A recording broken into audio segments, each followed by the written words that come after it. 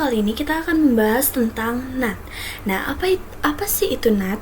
Nah, di sini ada definisinya. NAT merupakan salah satu protokol dalam suatu sistem jaringan. NAT memungkinkan suatu jaringan dengan IP atau Internet Protokol yang bersifat privat. IP belum terregistrasi di jaringan internet untuk mengakses jalur internet. Hal ini berarti suatu alamat IP dapat mengakses internet dengan menggunakan IP privat atau bukan menggunakan IP publik. NAT biasanya dibenamkan dalam sebuah router. NAT juga sering digunakan untuk menggabungkan atau menghubungkan dua jaringan yang berbeda dan mentranslate dan menerjemahkan IP privat dalam jaringan internal ke dalam jaringan yang legal network sehingga memiliki hak untuk melakukan akses data dalam sebuah jaringan. Nah, di sini ada beberapa jenis NAT. Yang pertama ada full count NAT atau one-to-one NAT. Jenis paling terbuka. Semua koneksi dari dalam keluar diterjemahkan ke satu alamat IP publik dan satu port tetap. Paket dari host manapun di luar bisa masuk ke alamat publik itu tanpa batasan. Nah, yang kedua ada restricted count NAT. Lebih aman daripada full count. NAT ini hanya menerima paket dari IP tujuan yang sebelumnya dihubungi oleh host internal, tapi portnya boleh berbeda. Nah, yang ketiga itu ada port restrict count NAT. Sama seperti restrict count, tapi NAT juga membatasi nomor port sumber luar. NAT hanya menerima paket dari IP dan port luar tertentu yang sebelumnya dihubungi. Nah, yang keempat yaitu ada symmetric NAT.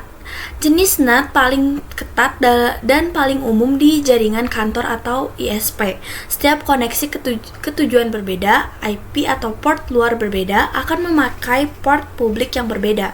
Jadi tidak ada port tetap, setiap arah punya pasangan sendiri. Lalu ada tipe-tipe NAT. Nah, NAT tipe statis. NAT statis menggunakan tabel routing yang tetap atau alokasi translasi alamat IP ditetapkan sesuai dengan alamat asal atau source ke alamat tujuan atau destination sehingga tidak memungkinkan terjadinya pertukaran data dalam suatu alamat IP. Bila translasi alamat IP-nya belum didaftarkan dalam tabel NAT, NAT statis terjadi ketika sebuah alamat lokal atau inside dipetakan ke sebuah alamat global internet atau outside. Alamat lokal dan global dipetakan satu lawan satu secara statik. NAT secara statis akan melakukan request atau pengambilan dan pengiriman paket data sesuai dengan aturan yang telah ditabelkan dalam sebuah NAT. Lalu ada NAT tipe dinamis. NAT dengan tipe dinamis menggunakan logika balancing atau menggunakan logika pengaturan beban, di mana dalam tabelnya sendiri telah ditanamkan logika kemungkinan dan pemecahannya. NAT dengan tipe dinamis pada umumnya dibagi menjadi dua jenis, yaitu NAT system pool dan NAT system overload. Lalu ada NAT system pool. NAT dengan sistem pool atau kelompok menggunakan sebuah tabel NAT dengan logika dinamis, di mana logika yang ditanamkan dalam NAT tersebut pada umumnya merupakan logika fuzzy. Atau jika lembaga nilai translasinya belum pasti, dalam sistem pool, suatu request belum tentu akan melewati jaringan yang sama bila melakukan request yang sama untuk kedua kalinya. Translasi dinamik terjadi ketika router NAT diset untuk memahami alamat lokal yang harus ditranslasikan dan kelompok pool alamat global yang akan digunakan untuk terhubung ke internet. NAT dengan sistem pool biasanya sering dimanfaatkan untuk melakukan balancing atau penyeimbangan beban pada jaringan. Nah, lalu ada NAT dengan sistem overloading menggunakan logika request atau permintaan dari banyak klien atau banyak alamat dioperkan atau diberikan ke satu alamat IP distribusi. Sejumlah IP lokal atau internal dapat ditranslasikan ke satu alamat IP global atau outside. Sejumlah IP lokal atau internal dapat ditranslasikan ke suatu alamat IP global atau outside. Hal ini sangat menghemat penggunaan alokasi IP dari ISP, sharing dan pemakaian bersama atau alamat IP ini menggunakan metode port multiplexing atau perubahan port ke paket outbound. Nah, di sini kita akan langsung mengimplementasikan di Cisco Packet Tracer. Di sini aku sudah membuat satu topologi.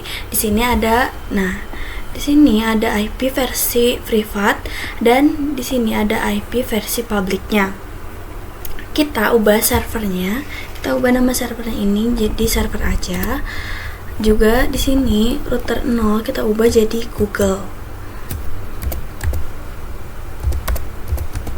Nah, untuk yang router ini juga kita ubah jadi ISP. Lalu yang ini kita ubah jadi client.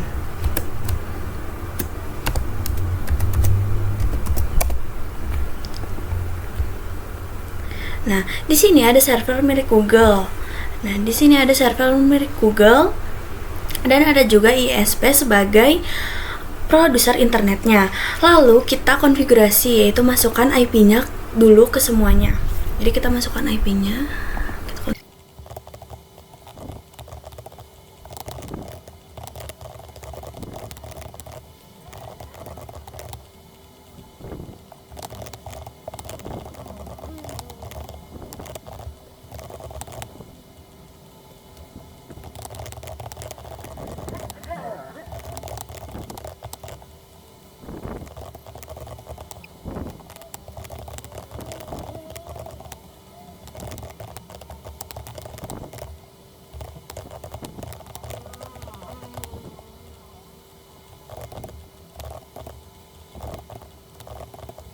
Konfigurasi atau memasukkan semua IP-nya. Nah, kita akan konfigurasi dynamic routing untuk Google dan SPF. Nah, kita masuk ke Google terlebih dahulu. Oh ya, kita ini untuk Google memakai AS1 dan SPF memakai ISP memakai AS2. Nah, di sini lalu kita akan ke Google.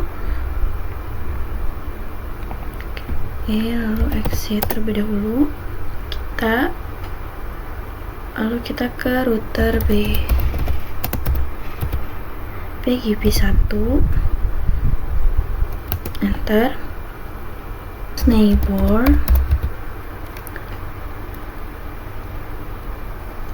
10.10.10.2.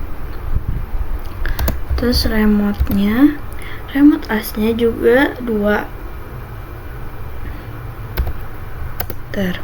Lalu masukkan netnya, masnya 255.255.255.252, enter. Juga terus yang ini 172.16.1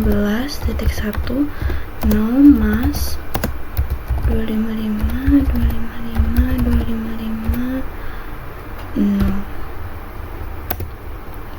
Udah, lalu kita ke sebelahnya ISP, exit terlebih dahulu, lalu router BGP2,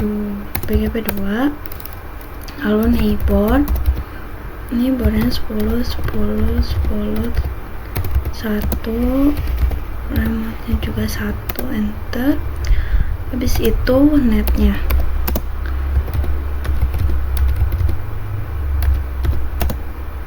masnya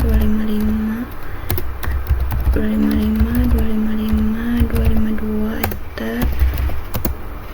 11.11.11, masnya 255.255.252, enter. Nah, udah. Nah, kalau udah kita coba duping. Nah, udah. Dan untuk router client ini nggak usah diisi karena ini nantinya akan menjadi simulasi NAT yang akan kita tes. Nah, kita akan tes di client ini. Kita akan coba tes duping 172.16.1.1. Di sini kita coba duping di routernya klien. Kita coba 0%. Kita coba lagi 72.16.1.1, enter. Sedangkan di router SPF-nya kita coba duping 172.16.1.1 enter. Jadi kita coba di router ISP-nya. Nah, kalau misalnya di router ISP-nya di sini 80%. Kita coba lagi doping 172.16.1.1 100. Nah, kalau gitu kita langsung aja IP root di kliennya. Kita IP root itu 000. Nah, lalu tujuannya tuh 11.11.11.1 enter. Nah, kita coba lagi duping 172.16.1.1. Kita coba. Nah, 80. Kita coba lagi, pasti bakal 100. 1.1 enter. Nah, udah 100. Lalu sekarang kita akan konfigurasi NAT di router client. Nah, kita di router client kita masuk lagi, kita akses list 1 permit 192. Nah, kita masukkan IPC VLAN 10 dan VLAN 20. 10 0. Dan jangan lupa masukkan wildcardnya karena dia /24 jadi 255. Nah, udah. Lalu kita itu lagi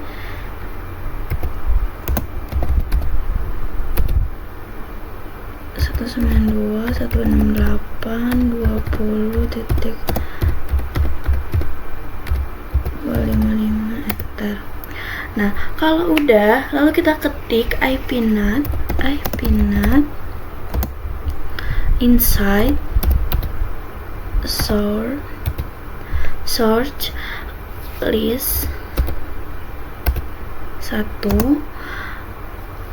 ke interface gig 000. Nah, yang mengarah ke ISP, jadi 000 itu yang mengarah ke ISP, lalu overload enter. Jadi ini komen untuk NAT yang dynamic. Lalu kita interface gig 000.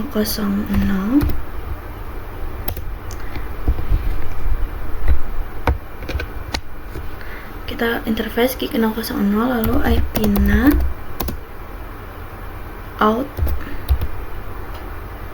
outside. Jadi VLAN 10 dan 20 itu NAT inside. Nah, jadi kita interface gig 001 enter 20 enter IP NAT inside enter. Nah, ini tuh udah beres. Kita tinggal tes ping, tapi kalian pasti udah beres. Nah, kita tinggal tes ping, tapi kalian pastiin di PC ini udah terisi IP supaya nantinya bisa kita tes ping. Nah, kita tes dari sini ke server, kita simulation.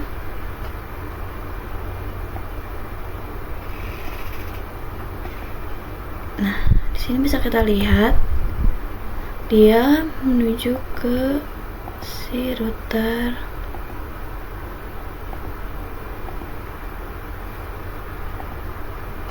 Nah, bisa kita lihat di sini layer 3 APN-nya masih ke destination-nya masih ke si server.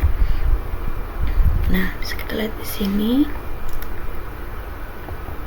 Di sini juga bisa kita lihat.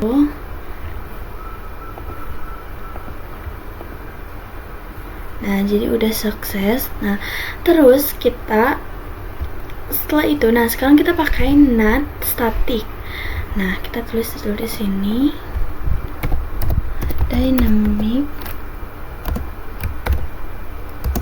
dynamic itu many to one.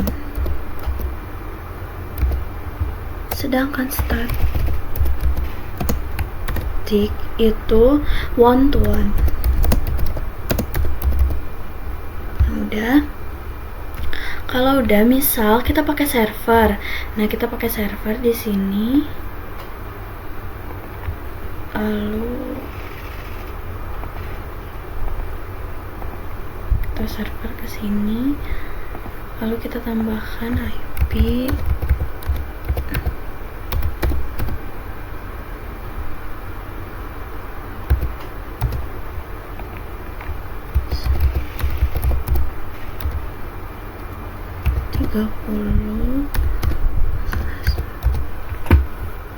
Nah, di sini ada IP untuk server, dari server ke router, dan juga ada IP ini tuh untuk IP publiknya.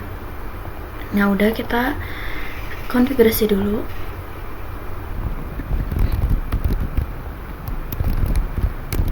Udah, kita konfigurasi di ini. Interface ini 02 IPM 192.168.30 dan no shut. Untuk komen, nah sekarang untuk komen NAT static mulai dari IP. Nah, kalau misalkan dari NAT static itu mulainya kita exit terlebih dahulu, lalu IP NAT inside source static 192.168.30.1. Nah, kita masukkan interface. Nah, udah. Lalu kita ituin juga itunya.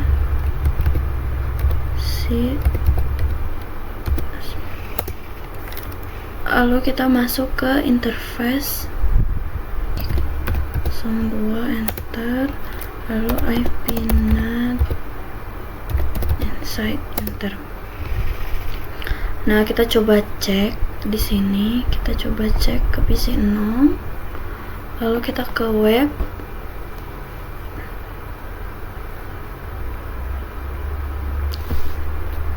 Emang sedikit lama, jadi sini kita langsung aja ketik IP-nya yang mau kita tuju.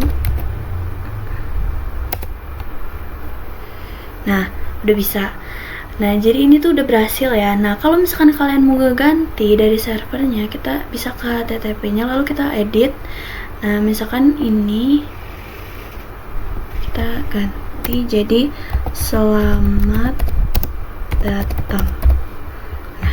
Udah, yes. Nah, kita coba lagi, kita go lagi. Nah, sini udah terganti jadi selamat datang. Nah, jadi begitu saja untuk video kali ini. Sekian dari saya. Wassalamualaikum warahmatullahi wabarakatuh.